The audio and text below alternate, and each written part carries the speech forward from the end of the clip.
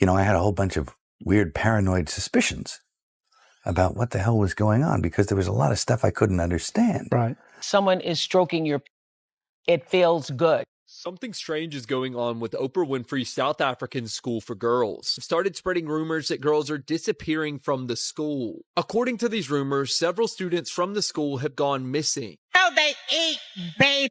That is not bullshit. They love the taste of human flesh and they drink human blood. Worshipping the devil, participated in human sacrifice rituals and cannibalism. The DOJ has just released more than 3 million pages tied to Jeffrey Epstein, including documents, videos, photos, emails, and flight logs, marking one of the largest public document drops ever. Now the internet is scrambling, searching through those files for familiar names. Many people believe attention is shifting toward who might face consequences next after Epstein. But the big question remains, who could that be? Take a moment to think about that number to 3 million pages. Interestingly, to figures in Hollywood have been speaking out for years, claiming they saw this coming. They issued warnings long ago, but at the time, very few people paid attention. I had a whole bunch of weird paranoid suspicions about what the hell was going on because there was a lot of stuff I couldn't understand. Right. And nobody was really bothering to explain it to me. They don't. And I formed a bunch of opinions about the town and about the people in it that were like, surely that couldn't be, because a whole place can't be like, Weird Town, where the stranger wanders in and all the people are in the bar and they all shut up when he looks at them and they tell you don't go into the house on the hill, and it's like that. Mm-hmm. And then you go away and you think, no, I was wrong. I mean, that's insane thinking. I'm paranoid. I imagined that stuff. That couldn't be the reason for why so-and-so was acting like, could it? Mm-hmm. And then you find out later on the track that you are exactly on track with a lot of this stuff. Not specifically on track, but that you could, that some of your worst nightmares were real. Years ago, Mel Gibson said on camera that Hollywood felt like a modern-day Sodom and Gomorrah. That wasn't presented as the words of someone ranting. It was described as someone who had spoken to authorities and claimed to have provided names back in 1993. Now, with these files public, supporters argue that his past statements are being viewed in a new light, and we're going to explain why. On January 30th, 2026, the Department of Justice released 3 million pages connected to Jeffrey Epstein, including videos, photos, emails, and flight logs that reportedly document travel involving high-profile individuals. As soon as the release happened, people online rushed to search for names, refreshing websites, sharing screenshots, and trying to piece everything together. I'll admit, I was doing the same thing late at night. But stay with me, because the bigger picture goes beyond just scanning documents. While the world was combing through those files, two Hollywood figures had been raising concerns long before any of this became public. Their names are Mel Gibson and Mark Wahlberg. To very different careers, to very different paths, yet both, at different times, voiced criticism about the culture within Hollywood, and according to their supporters, neither chose to stay silent. Kidnapping children is not what great nations do. That was my biggest life secret. And I lived in such fear of that secret coming out.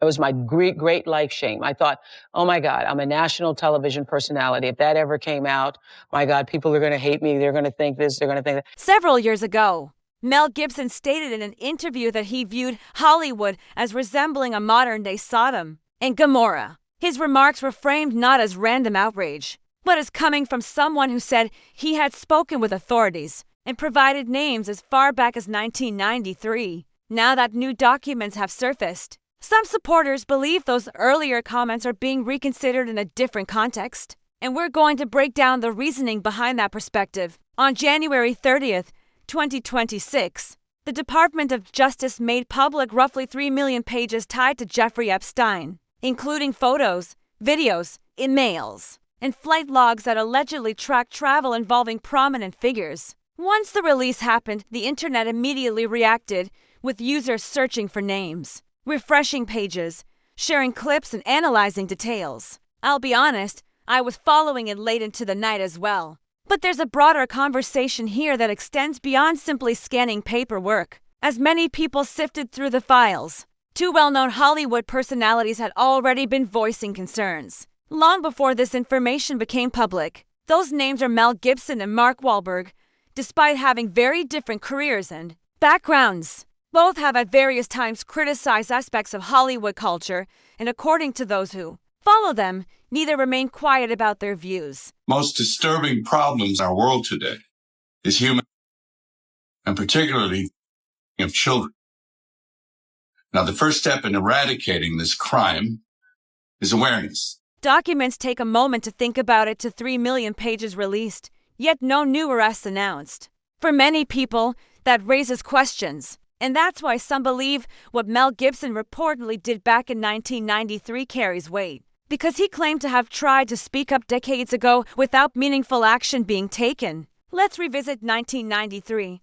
Allegations involving Michael Jackson became public, and the media coverage intensified. The Santa Barbara Police Department launched a significant investigation. During that period, Mel Gibson later stated that he met with authorities and provided names, not related to Michael Jackson, but concerning other individuals in Hollywood whom he alleged were harming minors. In interviews years afterward, Gibson said, "I told the police.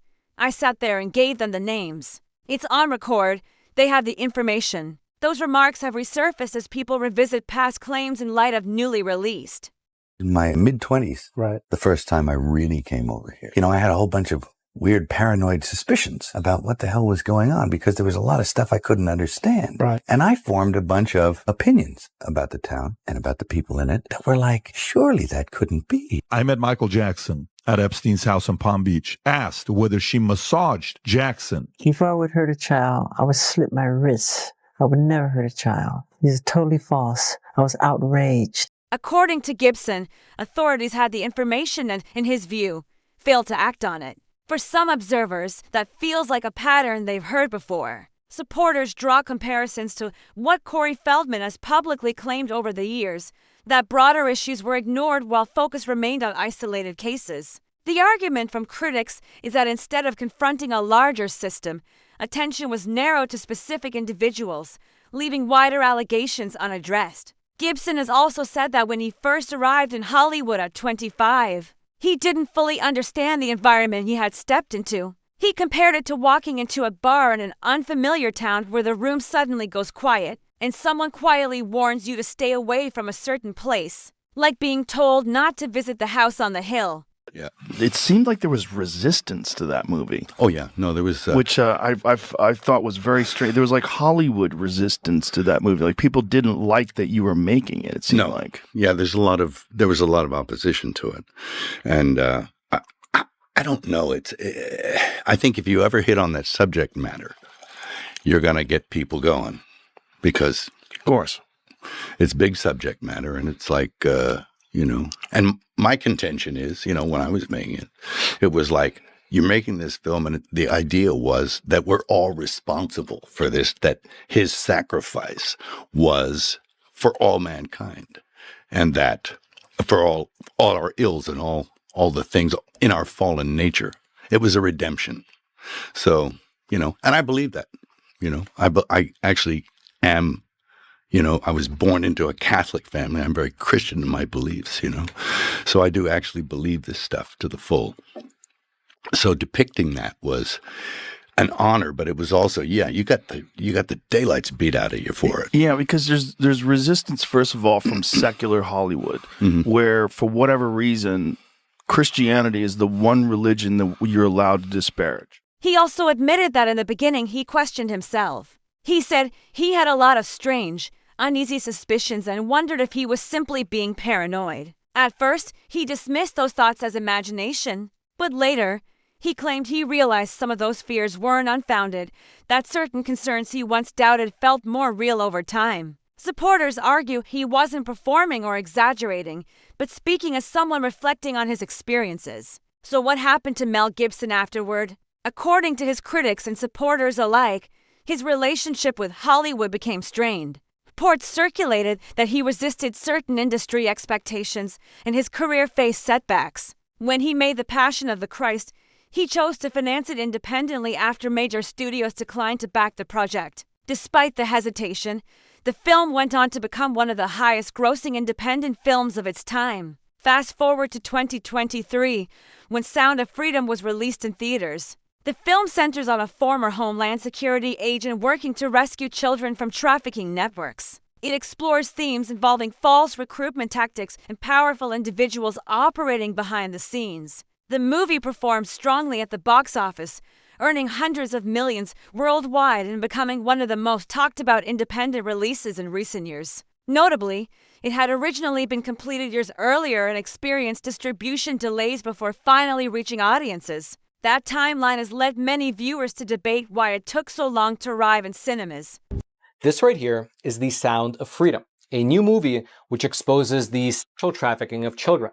And also, it's a movie that's actively being hidden from the American public. Because as crazy as it sounds, despite the fact that this movie is, for one, based on true real-world events, and also despite the fact that it exposes the very real reality that millions of children across the world find themselves in, well, there are elite forces in both Hollywood as well as the media which have actively been working for the past 5 years to suppress this movie.